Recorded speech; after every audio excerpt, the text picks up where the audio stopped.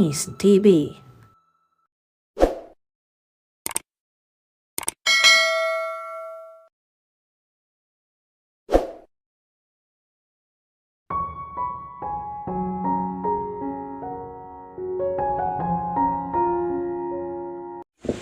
Malayo pa si Andrea ay napunan na niya na inaabangan ni Dominic ang pagbabalik niya. Nang matanaw siya ay nagpatayo ito sa kinaupuan. "Oh, bakit ang tagal mo yata?" tanong nito. "Halos 20 minutes ka nawala. Sabi ni Sarah ay wala ka sa ladies room." Isang matalim na sulyap ang palihim niyang ipinukol kay Sarah na hindi kakitaan ng emosyon ang mukha. Ibinalik niya kay Dominic ang tingin at malambing itong ginatian, kasabay ng pagkawit ng braso niya sa braso nito. "Namiss mo agad ako ha?" sabi niya sa lalaki upang pagsisalosin si Sarah. At hindi naman siya nabigo dahil nahuli niya ang paniningkit ng mga mata nito. "Hindi mo pa sinasagot ang tanong ko. Saan ka ba galing?" Tumawag ako sa bahay kanina. Nakausap ko si Mami at nabanggit na nahihilo raw siya. Kailangan ko umuwi. Kung ganun, kailangan natin umuwi at saka hindi. Putol niya sa sinasabi nito. Tiniyak ni Mami na wala dapat ipag-alala sa kanya. Ako ang may gustong umuwi dahil wala naman siyang kasama. Please, enjoy your evening with Sarah. I can manage. Natitiyak akong maraming taxi sa labas. Pero Andrea, hayaan mo na siya Dominic. Malaki na siya. Paalala ni Sarah. Besides, kung sinabi niyang wala dapat ipag-alala sa mami niya, ay di wala dapat ipag-alala. Tama si Sarah Dominic. Kaya ko ng sarili ko. Okay siya, sige. Sasamahan kita sa labas. Ani ni Dominic sa tinig na di mababali. Sinulyapan ni Andrea si Sarah. Subalit sa singsing nito sa daliri, ito nakatingin at sinipat-sipat. Alam niyang iniinggit siya. "Hindi mo naman kailangang umalis, Andrea." Ani ni Dominic nang nasa labi na sila. Iyon ay kung wala naman talaga dapat na ipag-alala kay Tita Constancia. Uuwi na si Mami bukas ang gabi, Dominic. Kailangan ko siyang kausapin tungkol sa atin. Huminto ito sa paglakad at nag-aalangang tinitigan siya nito. "Sasabihin mo sa kanya ang totoo? Ngayon? Di ba kasasabi mo lang na masama ang pakaramdam ng mami mo?" Bumuntong hininga siya. "Dominic, ayoko maging hadlang sa kaligayahan ninyo ni Sarah. Ipinangako ko sa iyo sa iyan, di ba? So the sooner I tell to my mother the truth, the better for you." "Yeah, I know. But I hope not anytime soon, Andrea. Mas mapapanatag ako kung titiyakin mong nasa mabuting kalagayan si tita." Hindi siya humibo at ipinagpatuloy ang paglakad palabas ng hotel. Hindi niya matiyak kung anong iisipin matapos marinig ang sinabi ni Sarah sa kanya. Pero mas gusto niyang paniwalaang totoo sa loob ni Dominic ang sinabi nito dahil may pinagsamahan naman sila. Their friendship had even surpassed some marriages. At hindi basta na ibubuwag iyon dahil lang nakatagpo ito ng babaeng gustong pakasalan. Tinawag ni Dominic ang isang taxi na nakapila sa di kalayuan sa hotel at sadyang nag-aabang ng pasahero. "See you later," sabi niya at agad na sumakay ng taxi matapos buksan ni Dominic ang pinto sa likuran. Sinabi ni Dominic sa driver kung saan siya ihatid at pagkatapos ay isinara ang pinto ng taxi. Ni hindi pa man nakakalayo ng husto ang taxi mula sa premises ng hotel nang humagulgulang iyak si Andrea. Wala siyang pakailam kung nilingon siya ng driver. Nagulat pa ang mami niya nang dumating siya ng maaga. "Bakit maaga kang umuwi?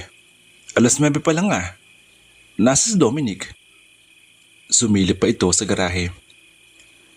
"Nauna ako umuwi, Mami. Sinumpong na naman ako ng migraine ko.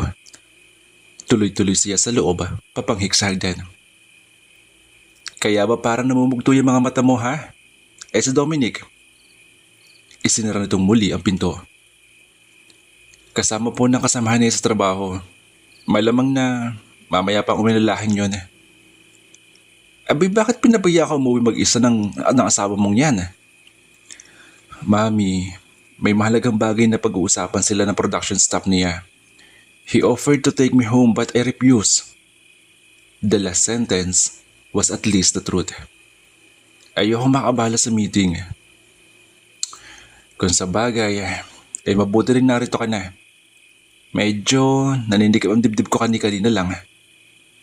Napahinto siya sa gitna ng hagdan at tinitigan ng ina at pagkatapos ay nagmamadaling bumaba pabalik dito.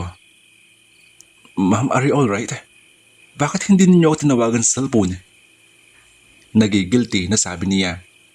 Ginawa pa man din niyang dahilan ang paninikip ng dibdib ng ina para lang makauwi. I was about to. Dumating ka na. Bukas ma, hindi na muna ako pumapasok. Dadaling kita sa doktor.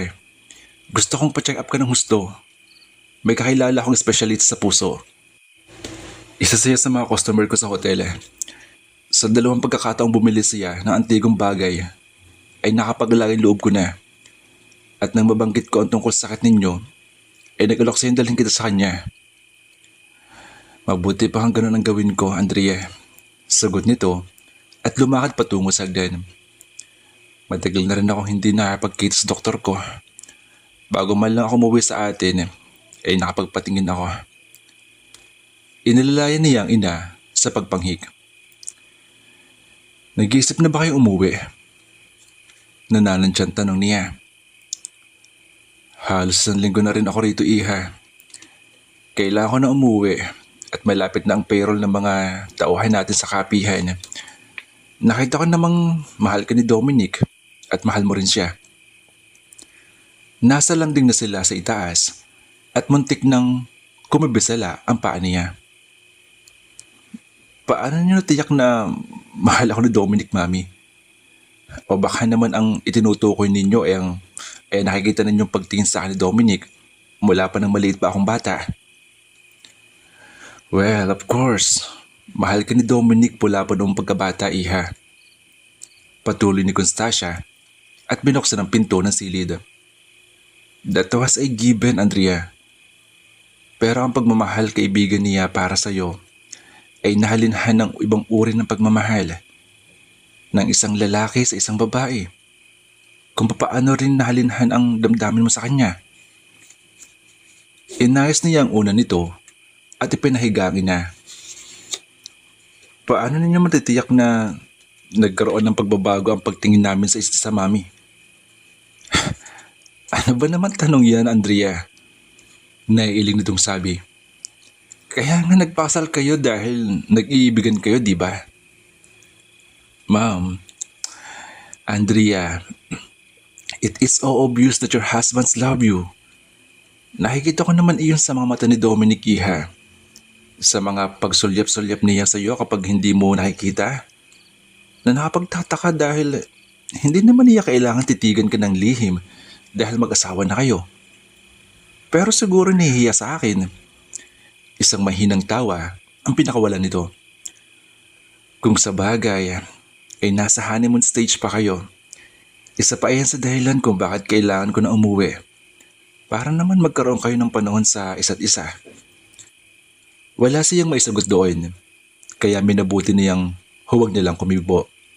Binuhay niya ang lampshade sa ibabaw ng side table at pagkatapos ay lumakad patungo sa pinto at pinatay ang master switch.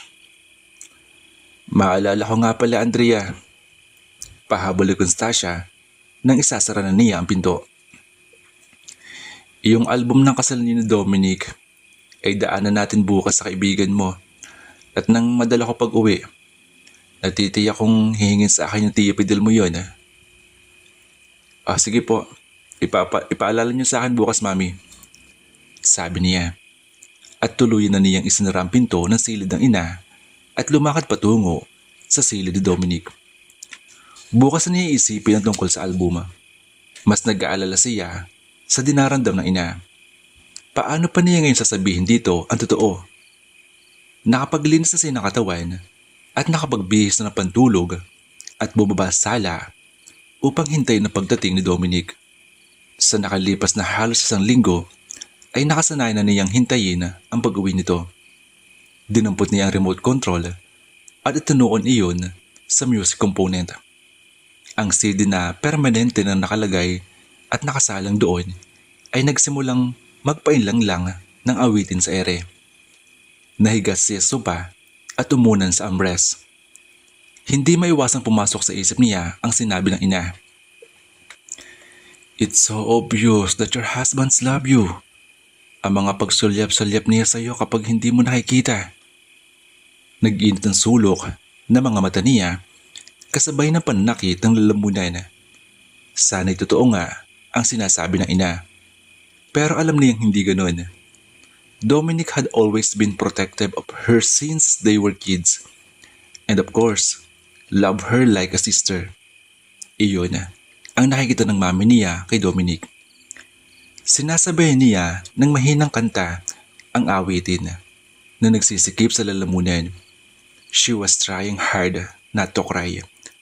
Sinulyapan niya ang relo sa may kusina. 11 o'clock na ng gabi. Kinakain ang puso niya ng matinding panibugho sa maaaring ginagawa ngayon ni na Dominic at Sarah. Kahit ano ang gawin niya, ay si Dominic ang laman ng isip niya. Kahit sa ang bahagi ng bahay siya tumingin, ay ang mukha nito ang nakikita niya. Sa mismong side table, ay ang larawan nila ni Dominic na ginamitan niya ng adobe para magmukhang intimate ang dating para sa bagong kasala. She knew she had loved Dominic since time immemorial. Subalit ngayon lang niya napagtanto ng gusto kung gaano. Ngayon lang niya totoong nararamdaman ang sakit na mawalan. Tumayo siya at tinungo ang lagay ni Dominic ng alak at sinalina ng kalahati ang kristal ng scotch at nilagyan ng maraming yelo upang hindi niya gaanong malasahan ang tapa ng alak. Dahan-dahang ginawa niya ang pagsimsim doon at hindi iyon ang unang pagtikim niya ng alak at tuwinay hindi niya magustuhan ang lasa. Subalit sa pagkakataong iyon ay tila napakasarap ng pakiramdam ng alak sa lalamunan niya. Pinamamanhid niyon ang nararamdaman niya, ang isip niya. Lumipas pa ang ilang sandali. Pasuray-suray na naglakad siya patungo sa karafe. Sinasalinan niya ang kopeta sa ikalawang pagkakataon nang marinig ang pamilyar na tunog ng makina ng sasakyan at ang pagpasok ng liwanag sa mga bintana mula sa headlights niyon. Sinulyapan niya ang relo. It was nearly midnight. Ibinaba niya ang kopeta at nagmamadaling binuksan ang pinto. Muntik na siyang matumba nang sumubsob sa kanya si Dominic. "Lasing ka?" sabi niya. Nalalanghap niya rito ang amoy ng alak. "Mabuti't hindi ka nadisgrasya, Dominic." Nag-aalalang duktong niya. Ngumiti ito. "Ibig sabihin ay hindi ako lasing." Maligihay nitong sagot at inakbayan siya papasok. Mabilis niyang isinara pabalik ang pinto at nagmamadaling inabot ang lock dahil humahakbang na si Dominic habang akbay siya.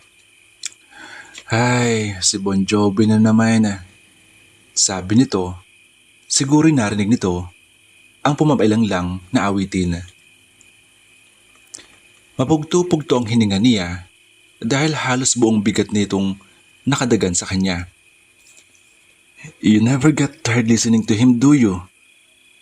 Hindi niya sinagot iyon at inakay ito patungo sa hagdan papanghik. Gusto niyang itanong kung papaano ito naihatid sa Sarah sa kondo nito sa ganitong kagalagayan. Pero maaaring sa kondo ni Sarah ipinagpatuloy ng dalawa ang selebrasyon na dahilan kung bakit nalasing ito. Hindi mapang ibabaw ang sakit na damdamin niya sa galit na nararamdaman niya sa mga sandaling iyon para kay Sarah. Paano nito nagawang pauwiin si Dominic sa ganitong kalagayan na maaaring ika-aksidente nito. Mas matatanggap niyang sa kondo ni Sarah ito natulog kaysa kung mapaano sa daan. Sa silid ay ibinagsak ni Dominic ang katawan sa kama. I had an early appointment tomorrow. I shouldn't have gotten drunk. Yeah, right, sabi niya. Pumesto sa paan nito at tinanggal ang sapatos. You're not supposed to do that. Hindi mo naman ako asawang totoo ah. Masakit, pero totoo naman. I'm doing this as a friend, Dominic. Pabayaan ba naman kitang matulog ng lang basta diyan ng nakasuot pa ang sapatos? Of course, you are my friend. My best friend. My only eye. Tumigil ito. Nang sulyapan ito ni Andrea ay nakapikit. Lasing na lasing talaga ito. Sweetheart, set the alarm at 5:30. Umigot ang mga mata niya. Ipinagpatuloy niya ang paghuhubad ng sapatos nito. Si Yaman ay nakadarama ng pagkahilo sa nainom na alak kanina. Pero mas lasing na dihamak si Dominic. Matapos maalis sa sapatos at medyas nito, ay sinunod nito ang polo shirt na wala ng necktie. Malamang na naiwan nito ang necktie sa kondo ni Sarah. Kinagat niya ang ibang labi para pigilan ang ungol ng panibugho. Sa kabila ng kalasingan ay hindi siya nahirapan tanggalin ang damit ni Dominic dahil tinutulugan na naman siya nito. Dinala niya sa laundry basket ang pulong hinubad. Napakapit siya sa hamba ng entrada nang muntik na siya matumba. She was tipsy. She would have welcomed the feelings and sleep till doomsday kung hindi rin sana lasing si Dominic. Help me to take my pants off, sweetheart. Ungol nito. Ang kamay nito ay binubuksan ng zipper ng pantalon at nakapikit ang mga mata. Napasinghap si Andrea at tila ipinako sa kinatatayuan. Hey! Muling sabi nito sa lasing na tinig nang matagalan siyang hindi kumikilos. Wag kang tumayo lang dyan, sweetheart. Nakita mo naman ako nakahubad, di ba? On our first night. Isang halakhak ang pinakawalan nito. First night. How ironic. Iba yun, Dominic. Mahinang sagot niya. Hindi sumagot si Dominic, subalit aligagang pilit nitong hinuhubad ang pantalon, kaya napilitan siyang hilahin iyon. And she was thankful that underneath his pants were boxer shorts. Nantitigan niya itong muli ay tahimik na, nakatulog na marahil. Si Yaman ay antok na nasanhin ang epekto ng alak. She could hardly focus her eyes. Lumakad siya patungo sa kabilang bahagi ng kama at nahiga roon. Yakap ang malaking unan na hindi niya nailagay sa gitna. And drifted, nakatulog siya.